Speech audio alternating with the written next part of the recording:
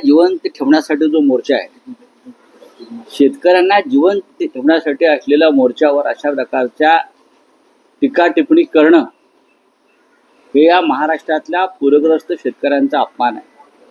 आजचा हंबरडा मोर्चा जो आहे हा शेतकऱ्यांचा आक्रोश हंबरडा हा फक्त देवेंद्र फडणवीस यांच्यापर्यंत नाही, तर महाराष्ट्रातला हा आक्रोश हंबरडा दिल्लीपर्यंत पोहोचावा यासाठीचा मोर्चा आहे. कशा प्रकारे शेतकऱ्यांची फसवणूक सुरू आहे, कशा प्रकारे शेतकऱ्याच्या हालापेष्टा सुरू आहेत, कशा प्रकारे शेतकऱ्याला फसवलं जात आहे. सुलतानी आणि अस्मानी दोन्ही संकटाशी मराठवाड्यातला शेतकरी कसा आत्महत्या करतोय, पॅकेजच्या नावाखाली कशी दुर्फेक केली आहे. 31,000 कोटीचं पॅकेज काय आणलंय देवेंद्रजींनी मला सांगावं. हे पॅकेज फार तर 5,500 ते 6,000 कोटीचं आहे, बाकी सगळे धुळफेक आहे. त्याच्यावरती आज मी इथे जास्त बोलणार नाही. मोर्चा प्रचंड होईल. आमचा आक्रोश, आमचा हंबरडा देवेंद्रजीपर्यंत गेला तर त्याच्यावरती विचार करतील. भारतीय जनता पक्ष निगरगट्ट मनाचा पक्ष आहे, निर्ढवलेला मनाचा प्रश्न आहे, ठेकेदारांचा पक्ष आहे. त्यांना शेतकऱ्यांची काय चिंता आहे. तर तो आज आम्ही चाललोय. उद्धवजी येत आहेत. उद्धवजी ठाकरे यांच्या नेतृत्वाखाली हा एक विराट मोर्चा फक्त मराठवाड्यातल्या राज्यातल्या शेतकऱ्याला न्याय देण्यासाठी आम्ही काढतो आहोत. काय केलं मला सांगा. 50,000 हेक्टरी ही मागणी आहे शेतकऱ्याची. नुकसान भरपाई दिलंय का? नाही दिलंय. कर्जमाफीची मागणी आहे शेतकऱ्याची, दिलंय का? नाही. यात आमचा काय संबंध आहे? आम्ही जिवंतच आहोत. आम्ही जिवंत नाही, तुमच्या छाताडावर बसलेलो आहोत, म्हणून तुम्हाला आमची भीती वाटते.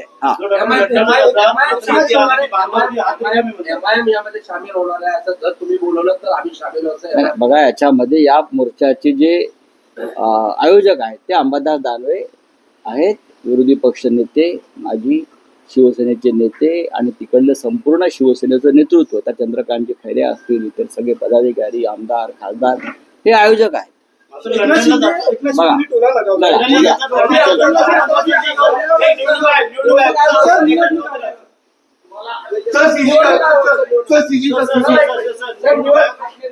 निवडणूक आयोगाची भेट घेणार आहात, त्यामध्ये मवियाचे नेते असतील, राज ठाकरे देखील सहभागी होतील.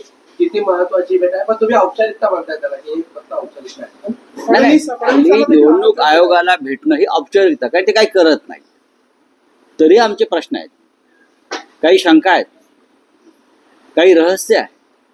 त्याचा उलगडा हा निवडणूक आयोगासमोरच करावा लागेल. आमच्या भूमिका वारंवार त्यांच्यासमोर मांडाव्या लागतील. ही लोकशाही व्यवस्थेनं निर्माण केलेली एक संविधानिक व्यवस्था आहे. 14 तारखेला दुपारी 12:30 वाजता राज्याचे मुख्य निवडणूक अधिकारी चोखलिंगम यांच्याकडे एक सर्वपक्षीय शिष्टमंडळ जाईल. त्याच्यामध्ये माननीय शरद पवार, माननीय उद्धव ठाकरे, प्रदेश काँग्रेसचे अध्यक्ष माननीय हर्षवर्धन सपकाळ, त्यानंतर मनसेचे प्रमुख राज ठाकरे सुद्धा या शिष्टमंडळामध्ये सहभागी आहेत. त्यानंतर कॉम्रेड अजित नवले, कॉम्रेड प्रकाश रेड्डी, कॉम्रेड सुभाष लांडे, त्यानंतर जयंतराव पाटील, असे सगळे सर्व पक्ष आम्ही अबू आदमी यांना आमंत्रण दिलंय. आणि हा राजकीय विषय नसल्यामुळे निवडणूक आयोग हे संविधानिक पद आहे आणि राज्याच्या निवडणूक आयोगाचा विषय आहे आणि प्रत्येकाच्या काही समस्या आहेत, भाजपच्याही आहेत. त्याच्यामुळे आम्ही देवेंद्र फडणवीस हे एका पक्षाचे नेते आहेत, मुख्यमंत्री नाही. तर तुम्ही सुद्धा फडणवीस साहेब या. त्यानंतर इतर जे 2 त्यांच्या युतीतले पक्ष आहेत, अजित पवारांचा आणि मिंध्यांचा, त्यांनाही आम्ही पत्र पाठवलं आहे की हे बिगर राजकीय शिष्टमंडळ आहे.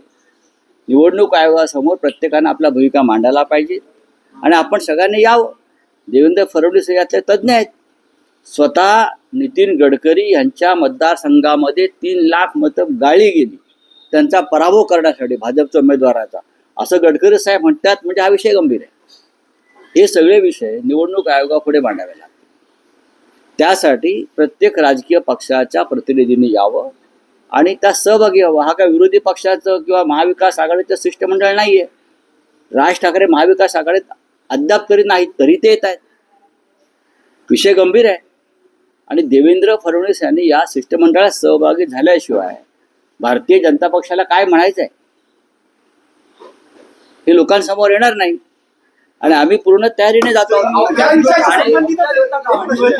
आणि त्यानंतर पत्रकार परिषद आहे यशवंतराव चव्हाण प्रतिष्ठानमध्ये, तिथे सुद्धा आम्ही आमच्या औपचारिकता म्हणजे हे भिंतीवर डोकं आपटून घेण्यासारखं आहे.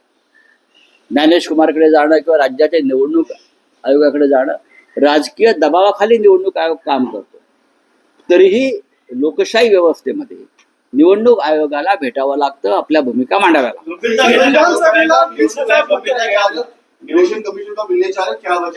इलेक्शन कमीशन ऑफ महाराष्ट्र मुख्य निवडणूक अधिकारी है, उनके पास हमारा डेलीगेशन जाएगा, all party delegation. All party में सिर्फ अपोजिशन नहीं रहता है, सब रहते हैं। तो हमने इस डेलीगेशन में आने का न्योता महाराष्ट्र के मुख्यमंत्री बीजेपी के नेता देवेंद्र जी फडणवीस को दिया है। इस डेलीगेशन में माननीय शरद पवार, उद्धव ठाकरे जी, कांग्रेस के स्टेट प्रेसिडेंट हर्षवर्धन सकपाल और राज ठाकरे जी भी इस डेलीगेशन में है। कॉमरेड नवले है कम्युनिस्ट पार्टी के, कॉमरेड सुभाष लाडे है मार्क्सवादी कम्युनिस्ट पार्टी के, जैन पार्टी, सभी लोग उसमें शामिल हैं।